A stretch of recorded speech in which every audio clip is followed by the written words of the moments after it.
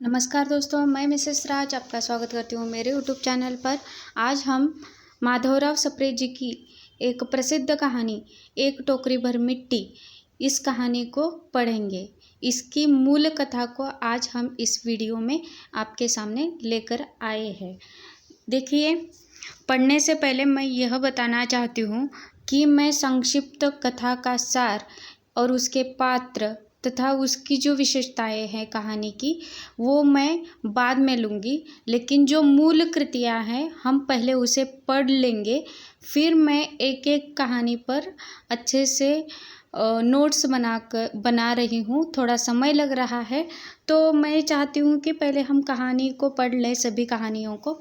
उसके बाद कहानियों की जो विशेषताएं हैं, जो पात्रों का चरित्र चित्रण है, उसके साथ ही किस किस विद्वान ने उस कहानी के संदर्भ में अपने मत दिए हैं, और उसके साथ ही उस कहानी की जो संक्षिप्त कथा या संक्षिप्त सार कहानी का, उस पर भी हम अलग से वीडियो लेकर आएंगे।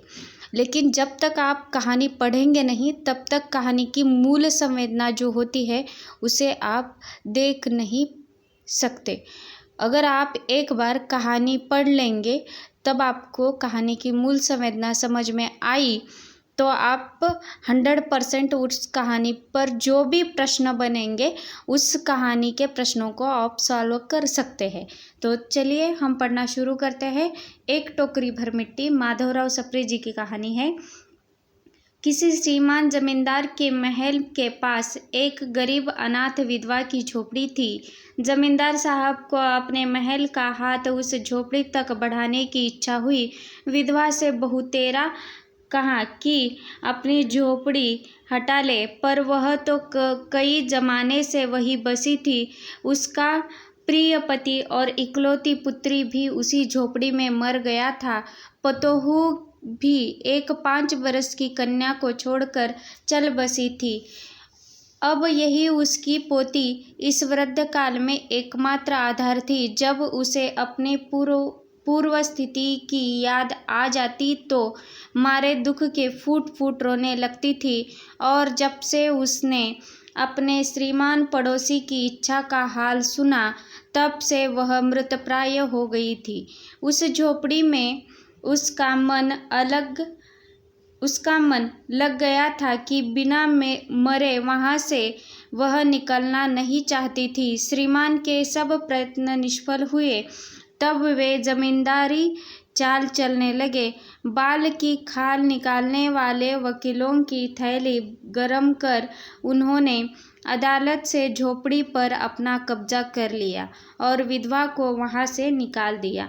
बेचारी अनाथ तो थी ही, पास पड़ोस में कहीं जाकर रहने लगी। एक दिन श्रीमान उस झोपड़ी के आसपास टहल रहे थे और लोगों को काम बतला रहे थे कि वह विधवा हाथ में एक टोकरी लेकर वहां पहुंची। श्रीमान ने उसको देखते ही अपने नौकरों से कहा कि उसे यहाँ से हटा दो, पर वह गिड़गिड़ाकर बोली, महाराज, अब तो यह झोपड़ी तुम्हारी ही हो गई है। उसे मैं उसे लेने नहीं आई हूँ। महाराज क्षमा करें, तो एक विनती है।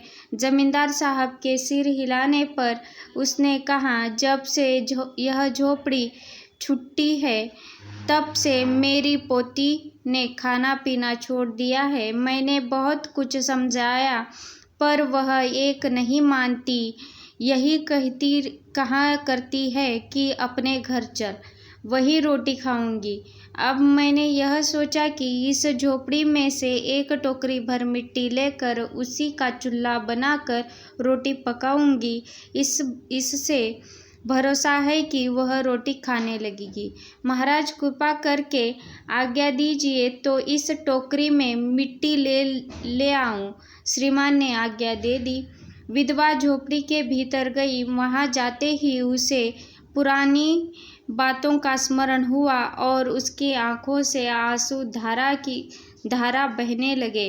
अपने आंतरिक दुखों को किस तरह संभालकर उसने अपनी टोकरी भर टोकरी मिट्टी से भर ली और हाथ से उठाकर बाहर ले आई। फिर हाथ जोड़कर श्रीमान से प्रार्थना करने लगी, महाराज कृपा करके इस टोकरी को जरा हाथ लगाइए, जिससे कि मैं उसे अपने सिर पर धर लूं। जमींदार साहब पहले तो बहुत नाराज हुए, पर जब वह बार बार हाथ जोड़ने लगी और पैरों पर गिरने लगी तो उनके मन में कुछ दया आ गई। किसी नौकर से न कहकर आप ही स्वयं टोकरी उठाने आगे बढ़े। ज्यों ही टोकरी को हाथ लगाकर ऊपर उठाने लगी, त्यों ही देखा कि यह काम उनकी शक्ति के बाहर है।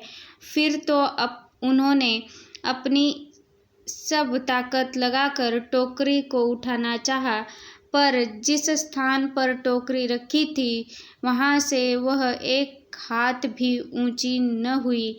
वह लज्जित होकर कहने लगे, नहीं, यह टोकरी हमसे न उठाई जाएगी। यह सुनकर विधवा ने कहा, महाराज नाराज न हो, आपसे एक टोकरी भर मिट्टी नहीं उठाई जाती, और इस झोपड़े में तो हजारों टोकरियां मिट्टी पड़ी है। उसका भार आप जन्म भर क्यों कर उठा सकेंगे? आप ही इस बात पर विचार कीजिए। जमींदार साहब धन मद से गर्वित हो अपना कर्तव्य भूल गए थे, पर विधवा के उपर्युक्त वचन सुनते ही उनकी आंखें खुल गई। कृतकर्म का पश्चाताप कर उन्होंने विधवा से क्षमा मांगी और उसकी झोपड़ी वापस दे दी। तो इस प्रकार देखिए, यह एक छोटी सी कहानी थी माधवराव सप्रे जी के द्वारा लिखित रचना टोकरी भर मिट्टी। यह कहानी भले ही छोटी होंगी, लेकिन इसका सार जो है वो बहुत सारगर्भित और एकदम हमें ऐसा लगता है कि इस कहानी से हमें कुछ सीख मिल रही है। तो ठीक है दोस्तों, हमने कहानी पढ़ चुके हैं और अगले वीडियो तक धन्यवाद। मन लगाकर पढ़ाई कीजिएगा और सफल बनने की कोशिश करते रहिएगा। और एग्ज़ाम नज़दीक आ रहे हैं, मई में एग्ज़ाम होने वाले हैं, ऐसा एनटीए ने डिक्लेयर कर दिया है। तो उसके हिसाब से पढ़ाई कीजिएगा और हर एक टॉपिक पर जो कुछ पंक्तियाँ दी जाती है पुस्तक की या कहानी की, नाटक की, एकांकी की, तो यह जो पंक्तियाँ हैं वो किसके द्वारा पूछी गई है या किसके द्वारा कही गई है या किसकी है या किसके नाटक के अंदर से ली गई है, ये सब एकदम छोटी छोटी बातें हैं। तो हम चाहते हैं कि एक एक प्रश्न को आप बारीकी से पढ़िएगा और उसका आंसर अच्छे से सही तरीके से दीजिएगा। तो ठीक है दोस्तों, और एक बात कहना चाहती हूँ कि मैंने पिछले बहुत सारे वीडियो में स्थापना और तर्क पर भी वीडियो बना दिए हैं, तो आप वो पिछले वीडियो देख सकते हैं। और स्थापना और तर्क के कम से कम 3-4 प्रश्न या 5 प्रश्न 100% हर एक एग्ज़ाम में आते हैं। तो ठीक है दोस्तों, थैंक यू, बाय बाय और धन्यवाद। अगली वीडियो तक